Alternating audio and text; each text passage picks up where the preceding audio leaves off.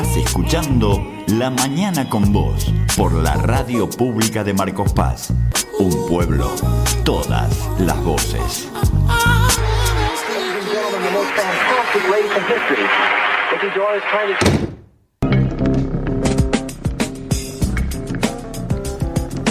Ya lo podemos decir, Vicky, ¿eh? Exactamente, sí, no lo dije hoy, lo omití, pero estamos en la recta final del programa, Bernardo. Porque pasaron, déjeme ver, 36 minutos de las 12 del mediodía. Con muchísimo calor, 29 grados en la ciudad de Marcos Paz. Así es.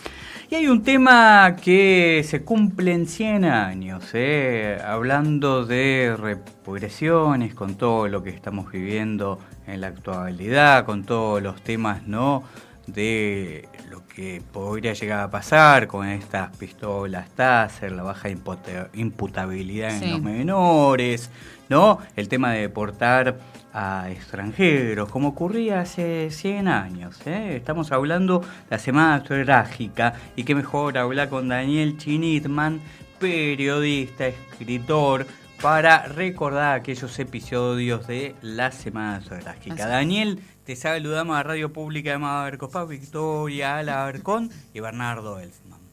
Hola Victoria, hola Bernardo, buenos días. ¿Cómo estás? Buenos días.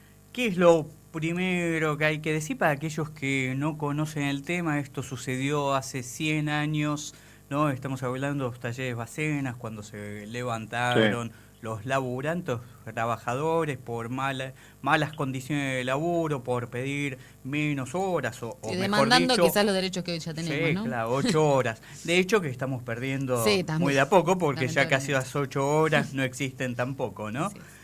Daniel, a ver, ¿qué fue lo que ocurrió? Sí, lo primero que habría que decir es que lamentablemente se habla muy poco de este tema, ¿no? Uh-huh. Y se sabe muy poco, pero más que nada es porque a los medios hegemónicos y a las clases dominantes no les interesa que se sepa esto, pero la realidad es que la República Argentina casi siempre fue conducida o tratada de conducir por un grupo de patricios depredadores, diría yo, que son los mismos que nos están gobernando hoy, o son, digamos, estos son los nietos de aquellos depredadores. Y es lo que estamos viviendo hoy, te decía, están intentando, como en aquel momento, esclavizar al pueblo obrero o trabajador, ¿no? Como bien decías vos, Bernardo, esa huelga se produjo hace 100 años, el 7 de enero de 1916. De 1918, perdón. 19, porque estamos en los 100 años. 19, perdón, sí, estoy todavía con el año pasado. Se produjo esa huelga en los talleres metalúrgicos Vanessa, en Parque Patricio, en el barrio Parque Patricio, ¿no? Después fue una huelga, por supuesto, para pedir mayores salarios, mejores posibilidades de trabajo y todo lo demás, ¿no? Y después hubo una gran represión y también una gran resistencia, que de eso tampoco se habla, y eso pasó a la historia como la Semana Trágica, ¿no? Y para mí fue uno de los hitos más heroicos de la clase obrera y en Argentina, y nos dejó muchas enseñanzas, porque hubo un ensañamiento terrible, especialmente contra los trabajadores judíos, que esto tampoco se habla, pero esto fue fundamentalmente contra los trabajadores judíos, porque ya en Argentina en ese entonces había bolsones de antisemitismo muy profundos, inclusive desde arriba, desde el poder, desde el gobierno, ¿no? Yo te diría que el tema venía con un gran descontento desde 1916, con el gobierno radical de Irigoyen, ¿no? Estaba dando sus primeros pasos, pero bueno, había una gran multitud de obreros que eran inmigrantes con sus hijos y bueno, pedían condiciones laborales dignas. Uh-huh. Y esto sucedía en distintos idiomas, porque estos obreros que venían de Rusia o de Polonia o de donde sea, no sabían hablar castellano. Entonces, aquí lo que se veía era como que era una especie de revolución bolchevique. Se creían que lo que pasaba en aquella Rusia, al fin de la Primera Guerra Mundial, iba a pasar acá. Entonces, había como una fobia, y en aquel momento se trataba a los judíos realmente como grandes bolcheviques, como que venían a hacer la revolución roja acá, ¿no? Bueno, te decía, después, ya en el 19, 3 años después, había un gran descontento, un gran conjunto de obreros, los agrarios, los portuarios, los frigoríficos, los ferroviarios, y ya se habían registrado muchas huelgas. Yo me acuerdo en el 19, creo que haber leído por ahí, ya había 300.000 trabajadores en huelga, una enormidad para aquellas épocas. Claro. Y dentro de eso, esta metalúrgica de Pedro Bacena Hijos empleaba 2.500 trabajadores, que la verdad que estaban viviendo en condiciones miserables, ¿no? Sí, que eso es lo que ofrecía la patronal. Así que bueno, los operarios de esa fábrica se declararon en huelga, reclamaban salarios, jornada de 8 horas, la abolición de trabajo a destajo, porque se trabajaba cualquier cantidad de horarios. El conflicto se fue agudizando hasta que se transformó en una represión sangrienta, y de eso dejó decenas de muertos, de heridos, y derivó aparte en un brote antisemita, también manejado por los grandes medios, cosa muy parecida a lo que está pasando hoy, ¿no? Los grandes medios, con el poder con el poder policial y con el poder judicial, manejaron todo.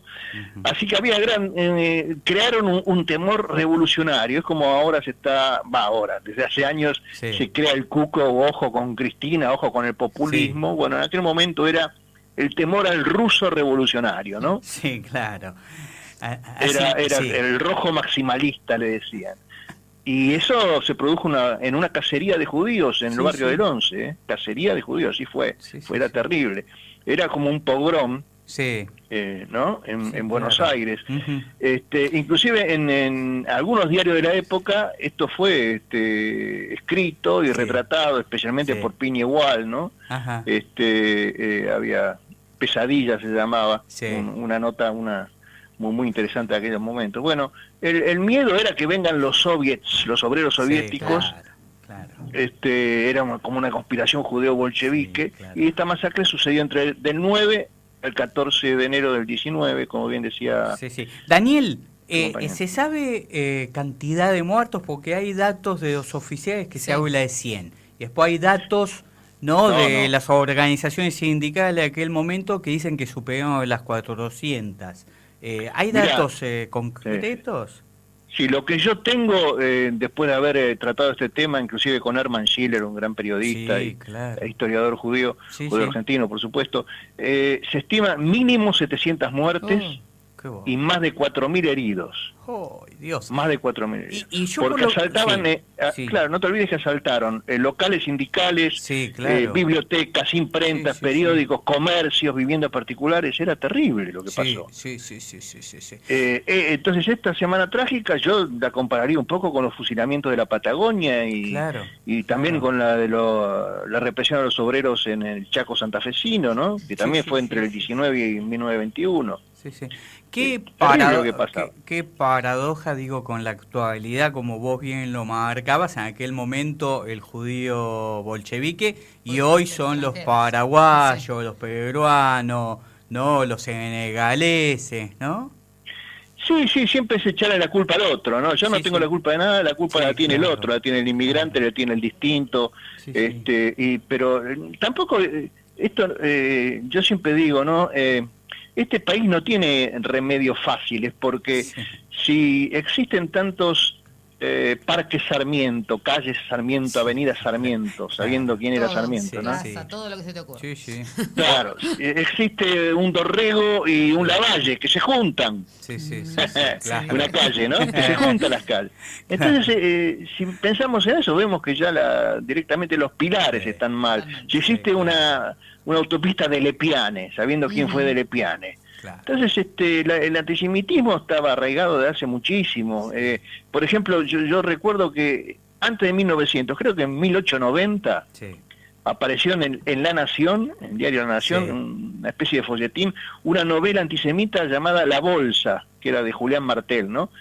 Y en enero de 1888, que era unos meses antes de morirse, me acuerdo que Sarmiento, justamente, Domingo Faustino Sarmiento, que esto la gente no lo debe saber, publicó varios artículos antijudíos en el Nacional. El diario La Prensa también en distintas oportunidades había manifestado su oposición a que los judíos formen comunas agrarias en Entre Ríos, esto lo sé muy bien yo, porque mis abuelos vienen de ahí, de los gauchos judíos de Entre Ríos, eran colonias agrarias, ¿no? Sí, sí. Así que bueno, venimos de eso y lamentablemente hay que recordarlo. Más lamentablemente, yo digo que prácticamente es una obligación recordar lo que pasó, porque de ahí venimos y de ahí no nos fuimos. Así es. Y vos sabés que hablando de calles, estaba recordando ahora con el reciente fallecimiento de Osvaldo Bayer, ¿no? Ramón Falcón. Claro, Ramón Falcón. Hasta el mismo Ángel Gallardo, te diría.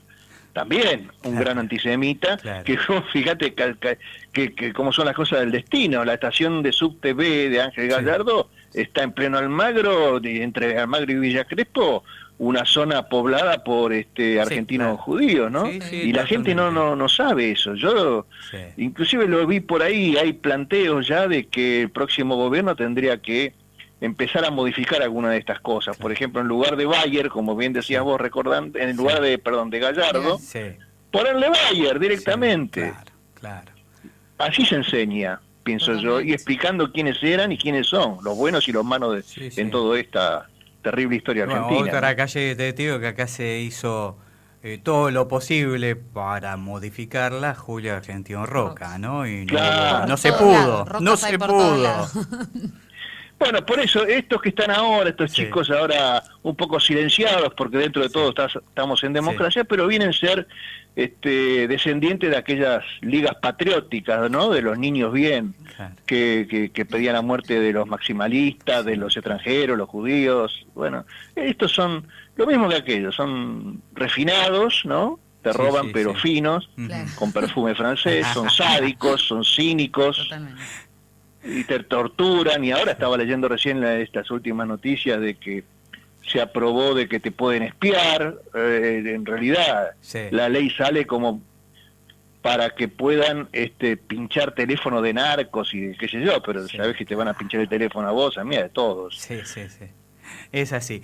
Daniel, un placer recordar estos viejos malos momentos, pero vale, ¿no? La memoria, fundamental memoria. Y que tanto la reflexión también nos llaman para lo que está pasando hoy también, ¿no? Exactamente. Claro. También tenemos que recordar, ojo, que no es que todos los judíos se quedaron así y fueron, no repelieron, hubo muchos judíos que salieron, especialmente un joven judío, Simón Radowitzki, ¿no? Sí, señor. Claro.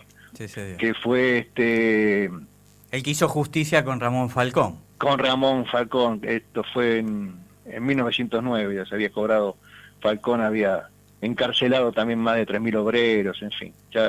O sea que, por suerte, héroes hubo siempre también y los va a seguir habiendo, ¿no? Así que tengamos fe. Si me permitís un pequeño homenaje a mi abuelo, que fue uno de los laburantes y trabajadores del diario, el viejo diario Diprese.